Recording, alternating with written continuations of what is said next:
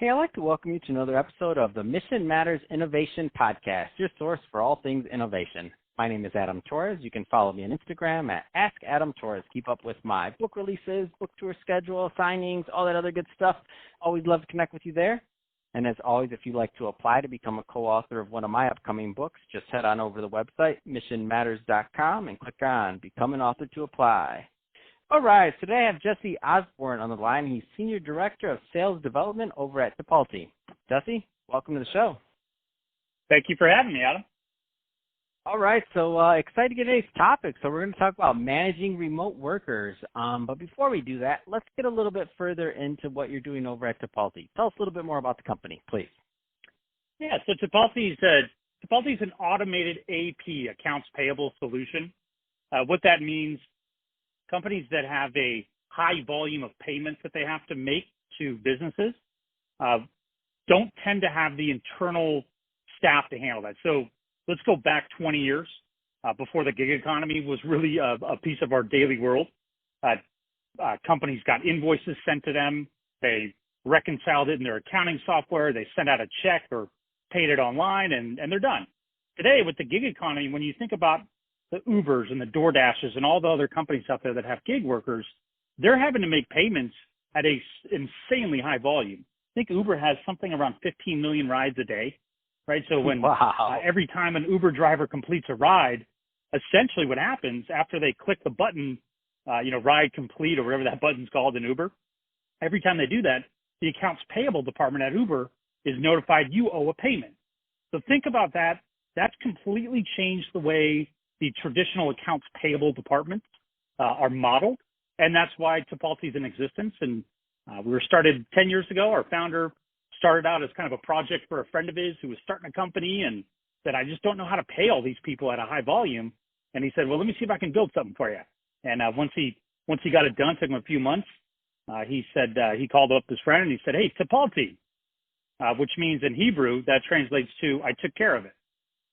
And that's the name stuck. Oh my gosh, that's a great story. So that being said, at the end of this, I'm going to give you an opportunity to leave some contact information for those business owners that are listening that do want to learn more about Tipalti, but so that the right type of businesses and or industries contact. What's typically a good fit for Tipalti? Like, what's the normal kind of like niche for clients? Yeah, so I'd say companies that are in the ad network space or that have an affiliate program where they're having to do a lot of payments, anything gig related, of course, as I just mentioned. But it could just be a big company that has a lot of payments that they have to do, specifically international.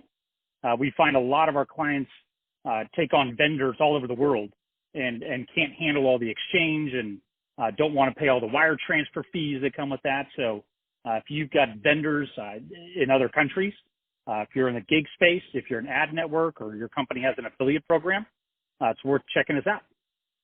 Awesome.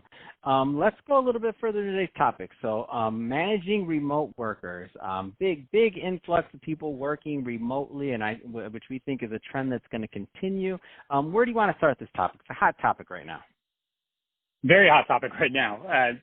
So I think it comes to the transition. So when you think about companies that historically have worked in a brick and mortar and they've got in my world, the sales team that's working on the floor and making a lot of phone calls and trying to drum up business, and it's all in a controlled environment. So to transition that into a remote environment, it is a massive overhaul for the leadership team.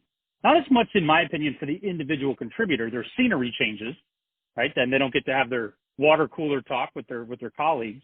But how leaders approach that and put structure in place to maintain culture, continue to drive efficiency and productivity. Those are all some of the challenges that leaders have to take when transitioning a team from traditional brick and mortar office to working remote. That's awesome.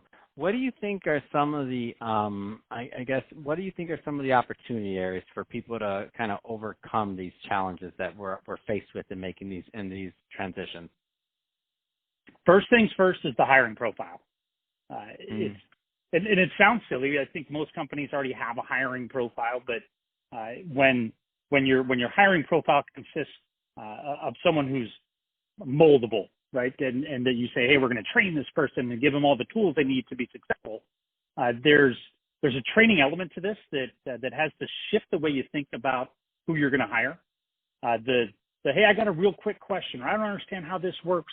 Those type of questions. Now those have to be scheduled.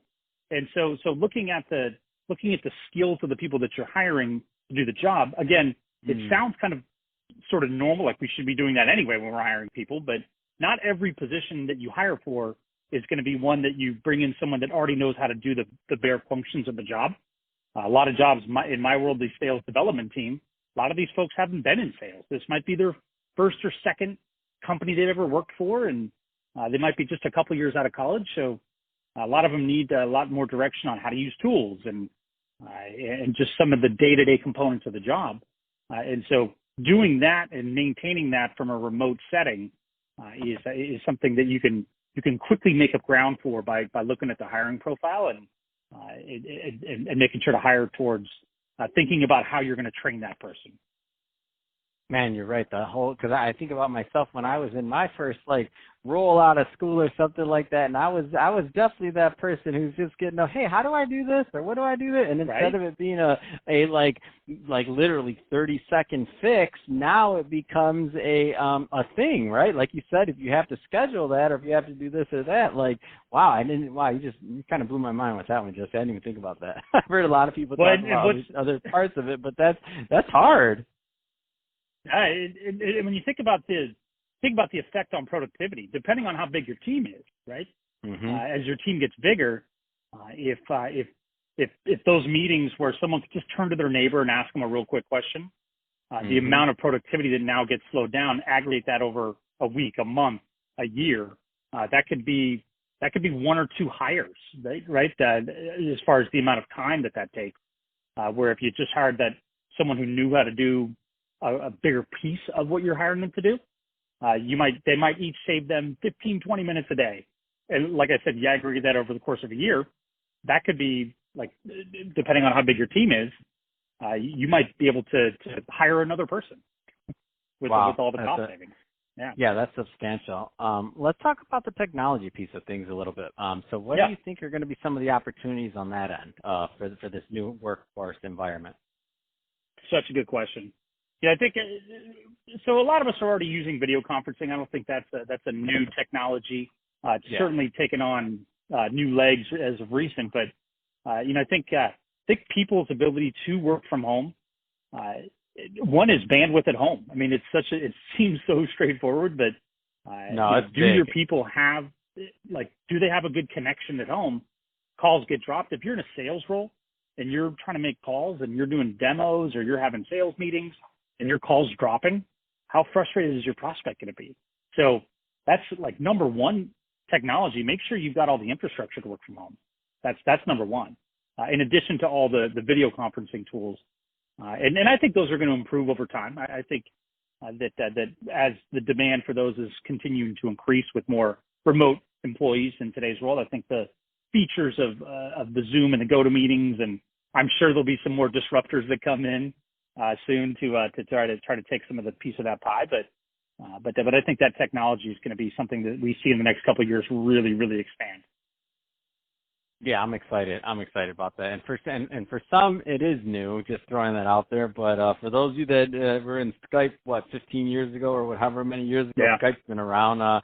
We've been doing video for a while, but I think it's a different way of communicating for many, many people out there, which I think it's exciting because now that we see that business can be done in that way effectively. I mean, our company's run like that for a long time. We have people in many different countries that do different things for us. But that being said, for those that never had that opportunity, I think overall we're going to have it's going to be interesting to see how things develop going forward. Now that some of that geography bias is maybe going behind us a little bit more, sometimes the best person for the job isn't in your local market, right? So now that you have that opportunity to explore further, it becomes, I think, a whole new interesting paradigm shift for many. Couldn't agree more. So, Jesse, that being said, if somebody's listening to this and they want more information on Tipalti and to learn more about the services and products, I mean, what's the best way for them to reach out and to do that? Simple. Go to Tipalti.com. That's TIPALTI.com. And there's a contact us form on the site, and you can plug in all your information, and someone on our team will get to you within an hour. Fantastic. Well, Jesse, really appreciate you coming on the show today and sharing more about all the great work you're doing over at Tipalti, and also providing us your unique insights on managing remote workers. I was like, man, you blew my mind with that one. If I couldn't turn around and say, hey, how do I do this real quick? I'm like, oh man, I might not have got hired on that one, Jesse. You're like, you ain't my guy. I'm like, all right, sorry, fine. No, seriously, though, thank you for tribal knowledge. That's awesome. You got to organize your tribal knowledge, right? It's good. Well, hey, again, thank you for coming on the show. Great time. And to Absolutely. the audience, Thanks as always, thank you. And to the audience, as always, thank you for tuning in. Hope you got a lot of value out of this. If you did, don't forget to subscribe to the podcast, leave me a review on the Apple iTunes Store. And if you're listening to this on our YouTube channel, Mission Matters Innovation, definitely give us a subscribe there, but also leave us some comments on the video. Love to know what kind of projects and things that you're working on. And Jesse, thanks again for coming on. Thanks, Adam.